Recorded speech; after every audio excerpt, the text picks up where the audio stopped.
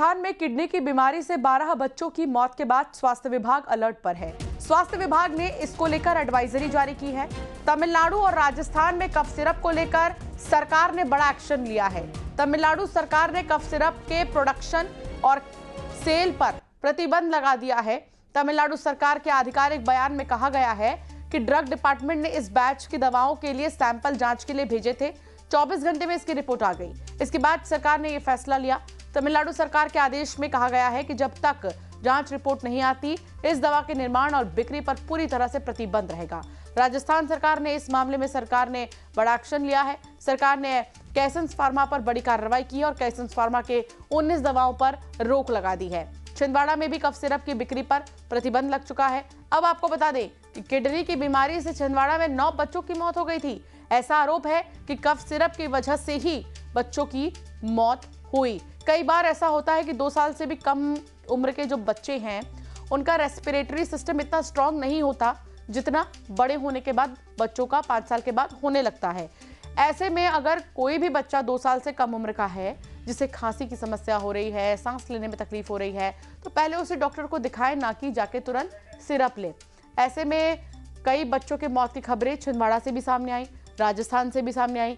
एक चिंता का विषय यहाँ पर है सिरप को लेकर, और केंद्र स्वास्थ्य मंत्रालय की तरफ से एडवाइजरी जारी की गई है, जिसमें यह साफ कहा गया है कि 2 साल से भी कम उम्र के बच्चों को जो है सिरप नहीं देना है।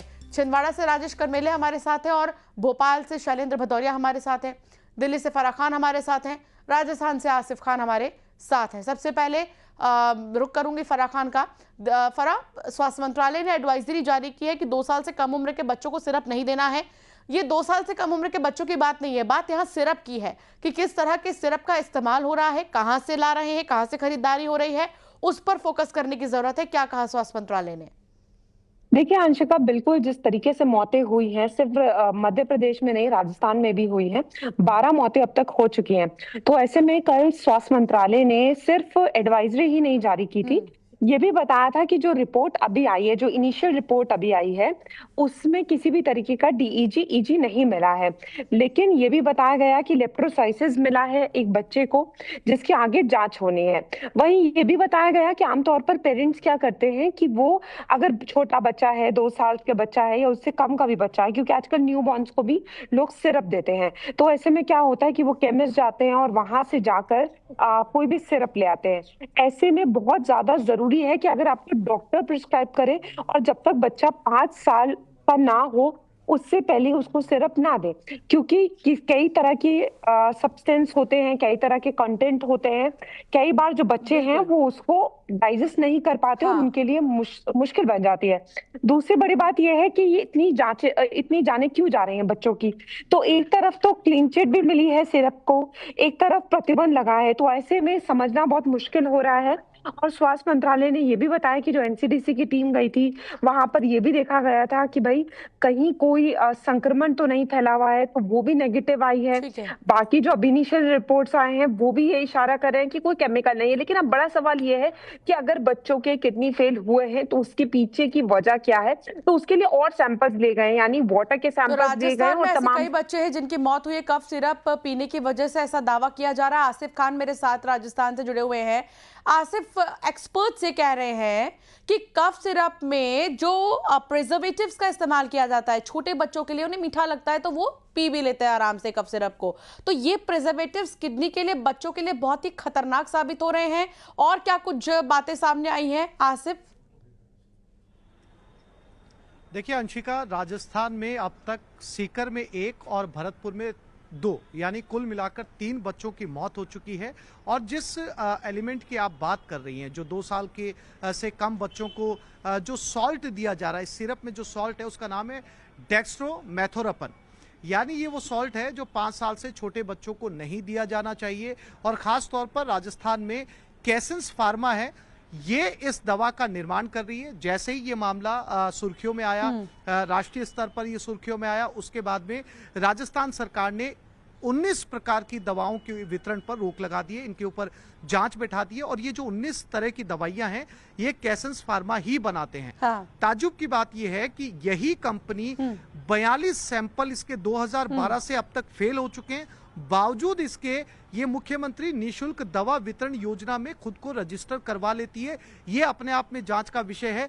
जब नेशनल लेवल के ऊपर इसके ऊपर बैन है, 42 सैंपल इसके फेल हो चुके हैं, बावजूद इसके ये बाजार में बिक कैसे रही है, ये अपने आप में बिल्कुल। जांच और का यही विषय है। सवाल जैसा कि बरकरार फरहान है ने कि कहा- जब वही फरहान ने भी जिक्र किया था, एक तरफ क्लीन चिट है, दूसरी तरफ है कि प्रतिबंध लगाया जा रहा है, तो ऐसे में कंफ्यूज आम जनता हो रही है कि करे तो करे क्या। शैलेंद्र भी हमारे साथ जुड़े हुए, फिर मैं राजेश आपके पास भी आऊंगी।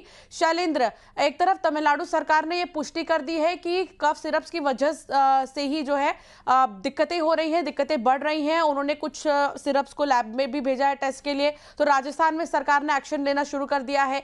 भोपाल में लेकिन स्वास्थ्य मंत्रालय क्या कह रहा है, स्वास्थ्य विभाग क्या कह रहा है? देखिए, बिल्कुल मैं आपको बता दूं कि भले ही तमिलनाडु सरकार और राजस्थान सरकार ने इस पूरे मामले में कार्रवाइयां की हो, लेकिन मध्य प्रदेश सरकार की तरफ से अब तक कोई बड़ी कार्रवाई इस मामले में देखने को नहीं मिली है। हालांकि देखिए, जिस तरीके से छिंदवाड़ा कलेक्टर ने साफ ये कहा था कि इन्फेक्शन तो नहीं है, लेकिन संभावना, आशंका इस बात की तरफ जरूर जाहिर की थी कि सिरप पीने से बच्चों की मौत हो सकती है, और यही कारण है कि सैंपल लिए गए हैं। लेकिन मध्य प्रदेश के चिकित्सा शिक्षा जो मंत्री है, स्वास्थ्य मंत्री, वो साफ तौर पर क्लीन चिट दे रहे हैं। चाहे 2 दिन पहले के उनके बयान हो या कल देर शाम जिस तरीके से उन्होंने बयान दिया कि अब तक की जो जांच रिपोर्ट सामने आई उसमें ये स्पष्ट हो गया है कि कफ सिरप पीने से मौत नहीं हुई है बच्चों की। लेकिन फिर बड़ा सवाल ये खड़ा होता है, अगर कफ सिरप पीने से मौत नहीं हुई है तो छिंदवाड़ा में सिरप को क्यों प्रतिबंधित किया गया है? और अगर छिंदवाड़ा में किया गया है तो वो कंपनी मध्य प्रदेश में अन्य जगह पर भी सिरप सप्लाई कर रही है, तो पूरे मध्य प्रदेश में इसको बैन क्यों नहीं किया गया है? कल जिस तरीके से ड्रग कंट्रोलर से जब हमने इस बात के बारे में पूछा था कि अब आखिर मध्य प्रदेश भर में क्यों इसको बैन नहीं किया गया है, तो वो कह रहे हैं कि देखिए अभी और तक न्यूज़ कोई 18 भी के भी कुछ सवाल है जो हम दिखा भी रहे हैं कि कफ सिरप में अगर कोई दिक्कतें हैं तो फिर आखिर क्यों नहीं उस पर प्रतिबंध लगाया जा रहा है? क्या बिना जांच के बिक्री हो रही है? ड्रग्स क्वालिटी कंट्रोलर क्या कह रहे थे, ये सवाल है न्यूज़ 18 के। क्या दवा के मिलावटखोर सरकारी सिस्टम पर भारी हैं? अगर दवाई में मिलावट तो आखिर एक्शन कब लिया जाएगा? न्यूज़ 18 के ये कुछ सवाल हैं। कफ सिरप में मौत बेचने वाले कौन है वो लोग?